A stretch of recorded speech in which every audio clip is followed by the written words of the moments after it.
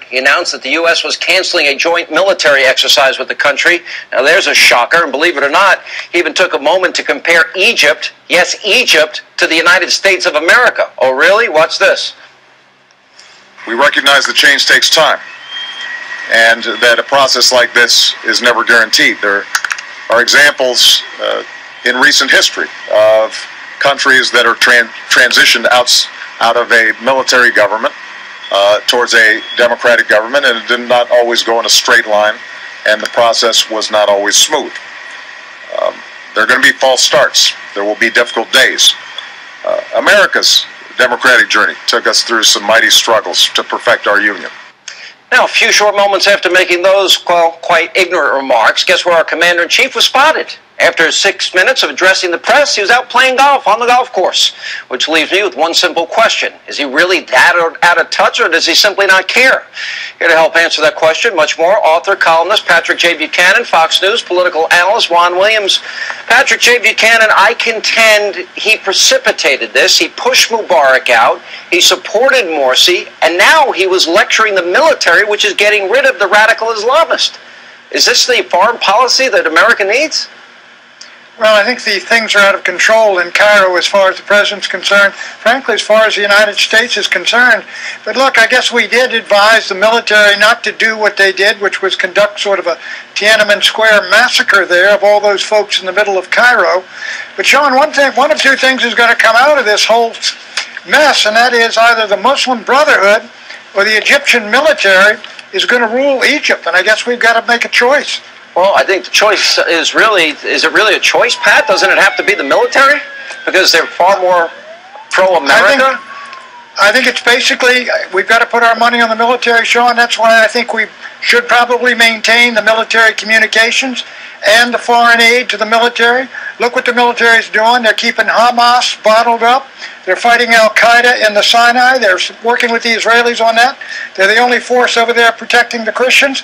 They did a terrible thing, I think, yesterday. But I think our money has got to be ultimately on the military. Pushing Mubarak out, was that not a mistake? Juan Williams. You know, now that you look back on it and you think about what happened with the Arab Spring, you have to say, well, yeah, we were pro-democracy. We want democracy. We want to project those American values in the Middle East.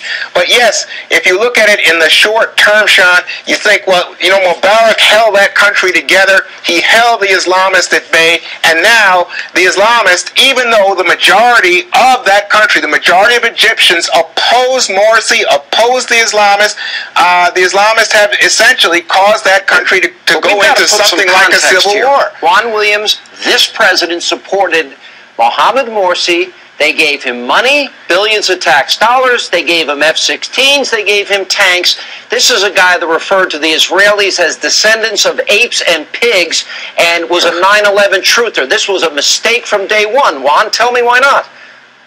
Because we were trying to promote democracy. That's America promoting our values, Sean. And you should listen to what Pat just said. I think Pat's exactly right. Look at what the military is doing. We have to pick sides right now, and we cannot side with the Muslim Brotherhood. Well, he just lectured the military today. Sean, let me agree here with Juan to this extent. We didn't give those F-16s and the Bradley fighting vehicles to Morsi. He doesn't fly an F-16. That was to maintain our alliance with and our connections with the military. Now, why do we support, to a degree, Morsi? The guy won a free election. He got 50% of the vote for the Muslim Brotherhood. There we go. Why would you, for the Buchanan, why would you ever give an Islamic radical who thinks Israel is the descendants of apes and pigs and F-16. He gave it to the military. We gave it to the military that overthrew He was kicking out the military leaders and putting in his own puppets in there. That's why he kept our lines to the military, for heaven's sakes. Oh, yeah, and that's why the military tossed them out. That, luckily, because he wasn't successful in getting rid of all of the military, Juan, that's the reason. Well, No. Look, the reality is the military is our force, our most stable force in that country. It is a pro-democratic force, and even with what happened yesterday, I hope people don't forget, the Islamists were ruining that country. The reason most Egyptians oppose the Muslim Brotherhood is the economy was tanking, the society was in crisis, and they want democracy. Let me disagree with Juan to this extent. I don't think the military is inherently democratic. They have a deep state over there, which is military dominated. They put in a puppet government, basically, when they overthrew Morsi. When John Kerry goes out and says, look, the military was restoring democracy, that provides comic relief to this tragedy. The truth is, again, one of two of these forces is going to rule Egypt, 84 million people, most important Arab country, and I think we've got to put our money basically on the military. I love both of you, but you're missing a very important point here. Obama. What's that? Obama supported a radical Islamist. Not only did he support, he paved the way for his ascent. What is the choice, Sean? Be real. What was the option? The option was not to push Mubarak out. As imperfect as he was, why did he push him out? Well, because of the Arab Spring. The Arab people were looking for someone who they would feel represented all of their interests democratically, and that's what they chose democratically. How was it? Go ahead, Pat. Sean, let me ask you this. Go ahead. Look, I'm not for Morsi, the Muslim Brotherhood, no. But 50% of the Egyptian people voted for him. He went into power, and Obama says, look, I may not like the election, but we got to work with these guys. That's the elected government. Pat, he tried, they failed. Pat, I'm sitting here in this studio, and I told everybody that watches this show that when he was pushing out Mubarak, I said there's one organized opposition party, which was the Brotherhood. He didn't think it would happen. I knew it would happen. Now we're giving a radical Islamist tanks. I don't care what you say. He's still running the country. Military and money. That is insanity. No, that's the United States. The United States giving radical Islamists money. That's nuts. We are not feeding radical. In fact, we're on the other side. We are trying even now to be decent without the military's position. We gave Morsi's government $1.5 billion. No, not Morsi. You gotta distinguish, and you have to realize they're real world, real politic options, Sean. You can't just smear everybody with one brush. Okay, we'll do business with the radical Islamists. That is insanity. Oh, that's the definition of insanity. Sorry. Oh man.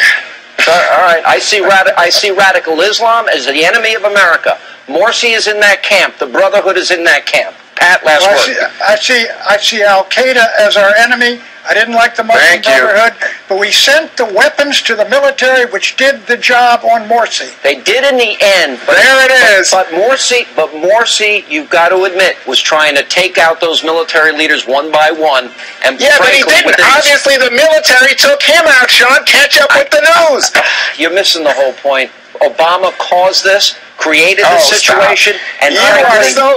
You just tell on Obama every time, but this is a situation where President Bush or Obama, anybody. This guy, it's a disastrous part. Oh, stop! Stop kissing his backside, but it's awful. Hey, look. I'm just telling you, brought Obama's numbers. The GOP would kill to get Obama's approval numbers. I gotta go. Obama's responsible for a lot, but he's not responsible for the Arab Spring. Coming up. No. Thank you both.